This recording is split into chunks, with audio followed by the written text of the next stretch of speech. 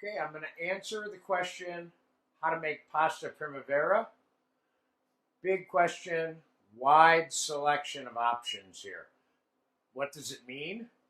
Primavera means vegetables, basically.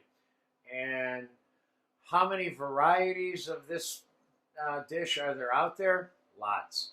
There's a few people like the chef at Le Cirque in New York who claims to be the originator of this. There's probably, I've seen 25, 30 versions of pasta primavera. I'm going to make one for you today that I think is really nice. And it will have a combination of zucchini, yellow squash, broccoli, cauliflower, celery, red pepper, and onion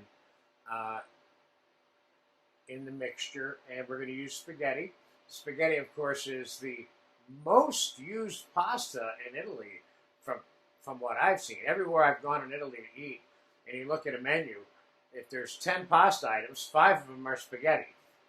And we're going to make a tomato sauce out of fresh tomatoes just by cooking it in olive oil, and I have some roasted garlic cloves that we're going to season it with, okay? Why don't we start the tomato sauce first, and keep in mind that, you know, when I'm making this dish and many other dishes in this class, I'm not trying to make it for one. Sometimes I can, but nobody makes these foods for one. It's usually for 2 or more.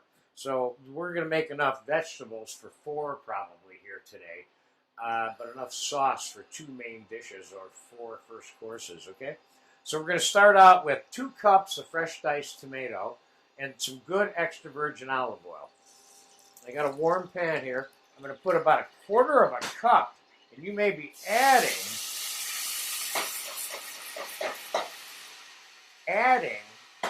more olive oil to this mixture. And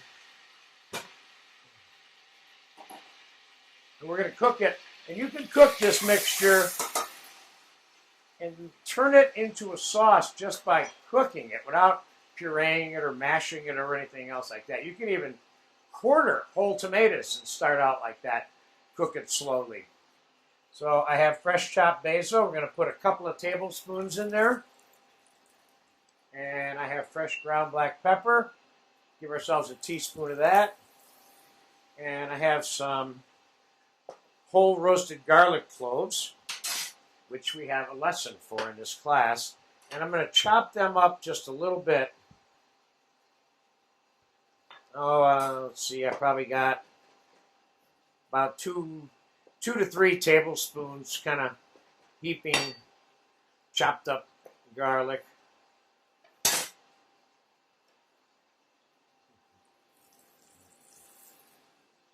At some point, can you add water?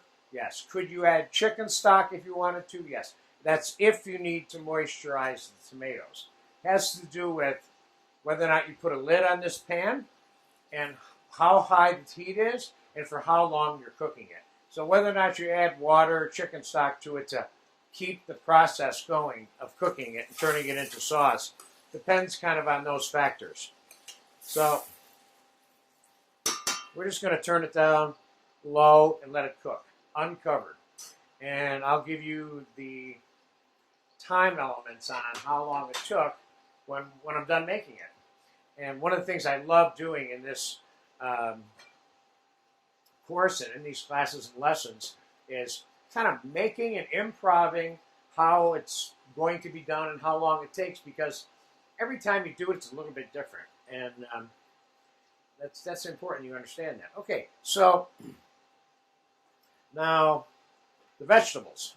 I'm going to slice the onion thin because I'm going to roast these vegetables with a little bit of olive oil and salt and pepper on a sheet pan in the oven. But I kind of want to cut them up so that they all cook. When I'm done, when I pull them out, they're all kind of tender enough to eat. And if I cut the ones that take longer to cook bigger, then that's not going to happen. And you don't want some of them cooked more than the others. So onions I'm going to slice thin because I want them really cooked, okay?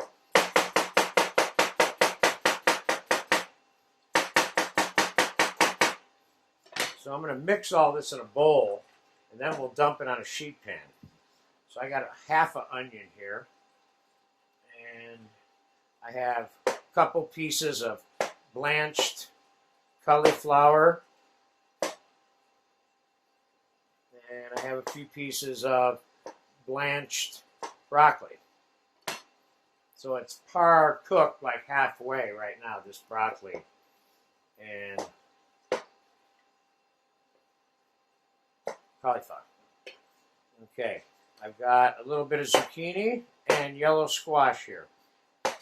We're gonna cut this into little half moons,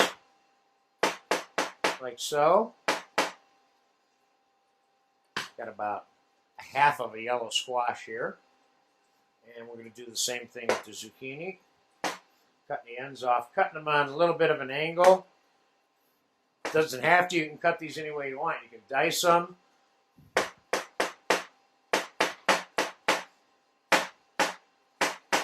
But if you're going to do this process of roasting the vegetables, you want them not like julienne or all sliced really thin, because it'll just get cooked to death and you won't have an opportunity to do the roasting process because they're too small for that. A little bit of celery.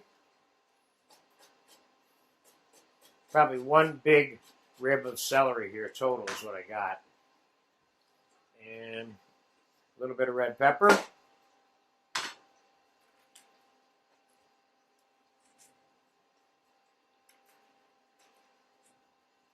This one I'm going to cut into kind of like chunks, like that. This whole roasted vegetable concept, of course, can be used with all kinds of stuff and other pasta dishes, mixing with your ragouts and fricassees, and adding to you name it. Okay, and put a little bit of salt on here and pepper. Let's take a look at this tomato.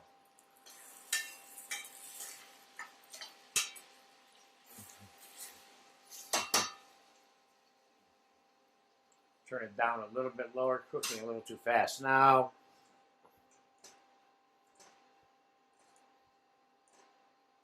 this is going to have to be a time-elapse video between the tomato sauce and roasting the veg, so we should be able to do this with one time-elapsed sequence, which would be 2 shots.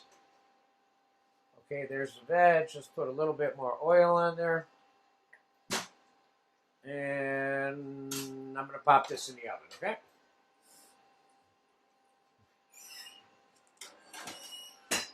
Got that in the 350, 375, 400 degree oven. And tomato sauce is cooking. I'm going to add a pinch of chicken stock to this.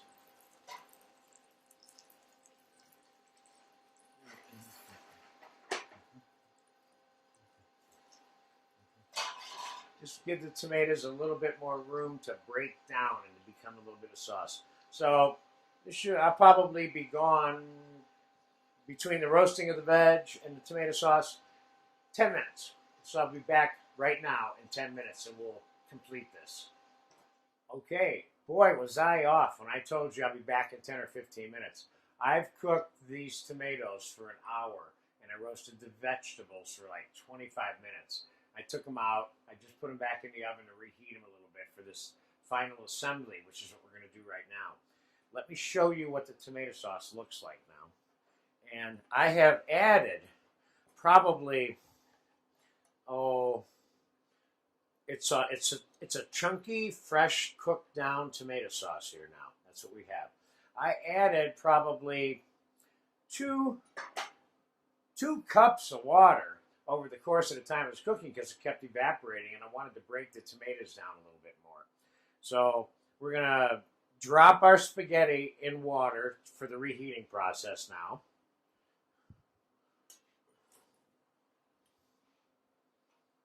Just let that sit in there for a minute. And just was reheating the vegetables.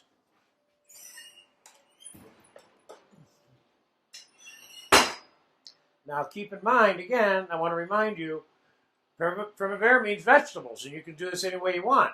You can use cream, you can use tomato sauce, you can use olive oil, chicken stock, and lemon juice if you want, whatever. The trick here is seasoned pasta with vegetables. So we're going to take some of this. See how they got a little roasty brown on them? I'm going to take some of this. Got more vegetables than I need here. But in my estimation, you can't have too many vegetables. You can always eat them tomorrow.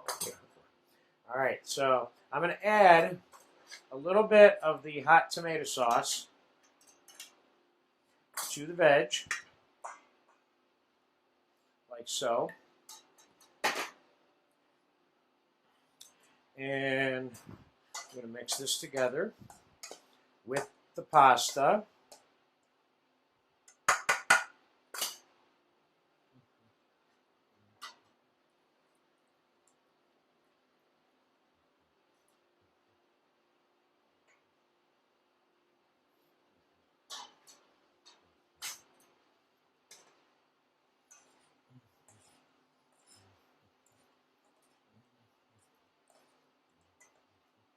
I'm going to put some Parmesan cheese in here.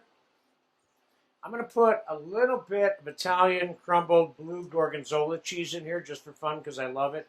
I didn't tell you that was in the list of ingredients before I started this process, but I like it.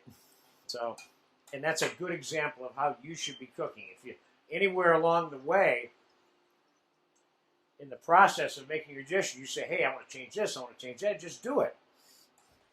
Okay, so let's give this mixture here a little taste. Let's see what one of these tastes like.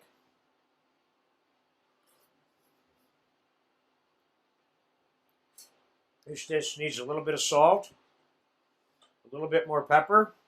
Now I'm going to add some fresh chopped sage, a little bit of fresh chopped cilantro, a little bit of fresh chopped basil. So now we've got this herby pasta dish here.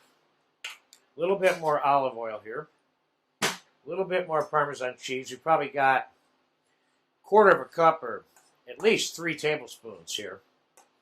Okay, let's try doing this one on a plate instead of in a bowl.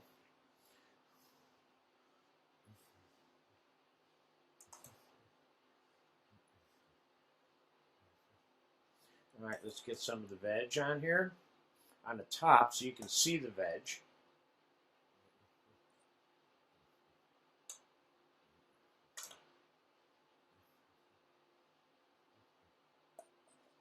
Make sure we get a little bit of everything on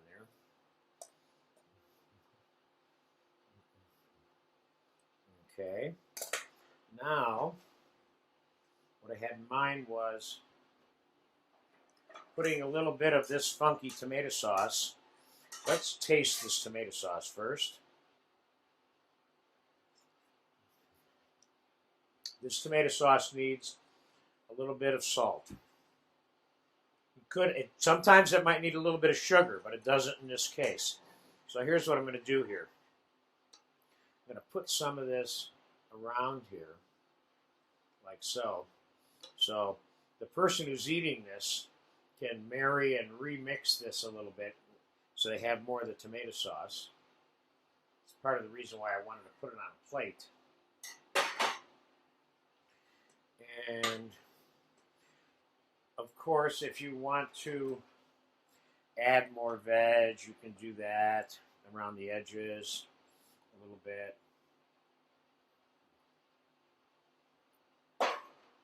And definitely Parmesan cheese. I'm going to put a little more sprinkle of the gorgonzola also on the top. Now, if you think you have too much oil, this one's exuding a little bit of oil from that long-term cooking process. You just dab it up off the plate before you serve the plate. Of course, I would probably do something like add olive oil to it right now, which I'm not going to do. And of course, once again, you can put a little bit of cheese garnish on this. And I wouldn't be afraid to put a little bit more of your herbs.